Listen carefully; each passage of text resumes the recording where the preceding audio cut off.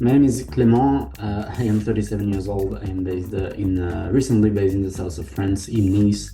I have always worked in consumer electronics on the hardware side, on the vendor side. So I've always represented brands, manufacture consumer electronics, and I've always proposed those categories to retailers, mostly in France. And also, what's specific about my profile is that through the years, I had the privilege to work with um, new new companies and new categories. So most of the offerings that I've had the privilege to propose to retailers were what we call new categories. So kind of new products, but also products in categories in verticals, if you will, that do not exist in consumer electronics. So it's been kind of a double challenge and a great challenge so far, and a very interesting journey. I've actually been, it will be, in a week, it will be 4 years that I'm working with a fintech company that is doing hardware. And most importantly, they are doing also what is a new category. So again, which really matches my profile and my competencies. But one was a new challenge, of course, because if I remember now, 4 years ago, when I had to call retailers and I would tell them, hey, do you want to sell a finance product in your stores, they would be, well, go talk to my colleague selling financial services, like, I don't know, insurances and services like this. But as I said in my introduction, I sell products, so do the retailers I work with mostly. And so the challenge has been first to make them understand that this was a product that they could sell, a product that could be requested by the consumers. That was the first challenge, really. That was to convince them that there was this opportunity.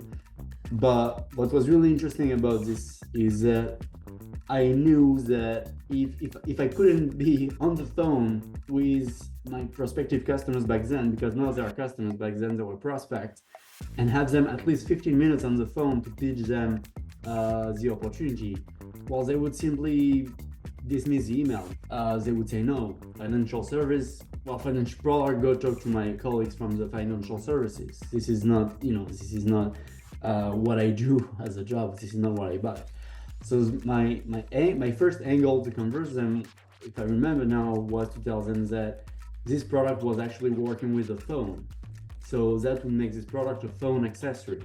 So that's why now, if you look for this financial product, and if you are looking into buying it, if you go to retailers, you're likely to find it in what we call the mobile phone accessory category. So where you find all the cases for the phones and the chargers.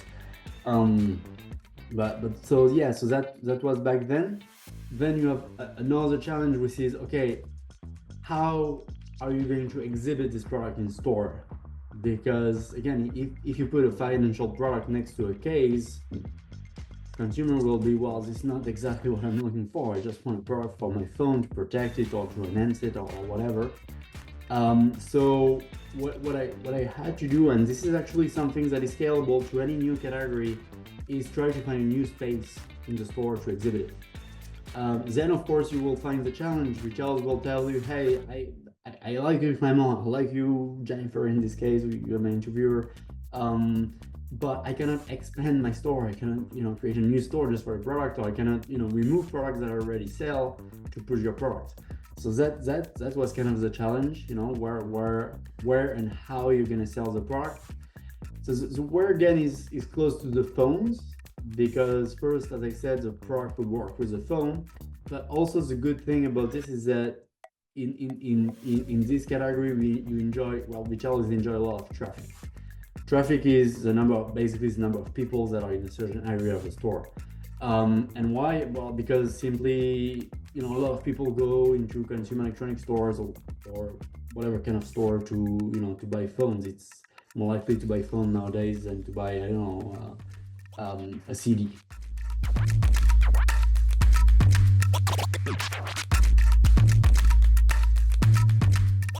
Partnering with a company like Salesforce Europe is very important, because the first thing that you want when you get in market is trust is experience, is legacy, and it's something that you will find in Salesforce Europe. That's actually why I'm working with Salesforce Europe, why I am actually Salesforce Europe in France, is because you want to be sure that this company you work with has a proven experience pushing similar brands such as yours, simply because I didn't do much in my career, but from I've heard and from what I'm witnessing in terms of the jobs that I do, it's really hard.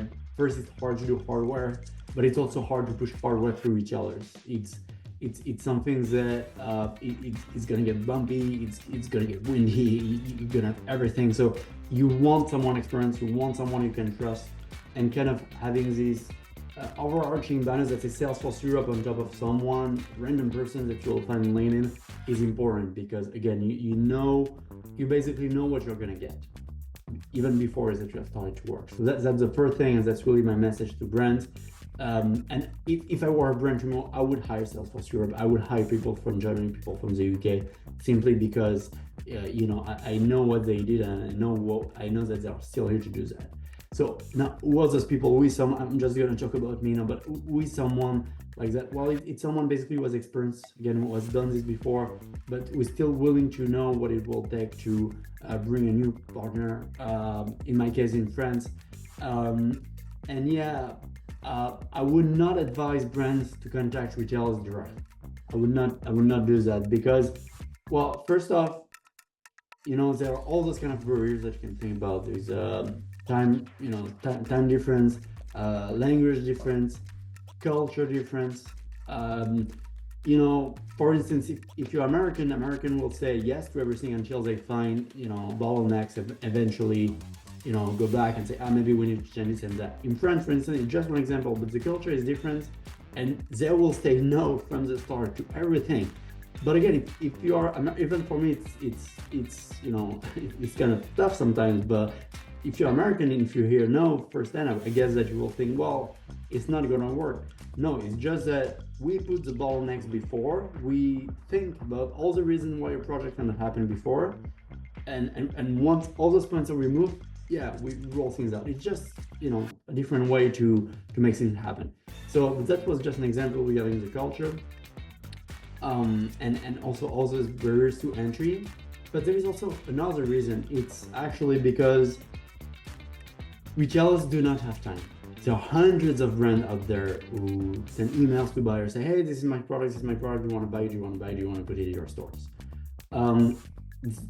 Even if you were to believe that your product is different than all those products that they receive email from, well, the buyer will think, and will probably be right by thinking that you may have done the best product possible out there, etc., and it may deserve to be on the shelves, but do you actually know what it takes to get to the stores?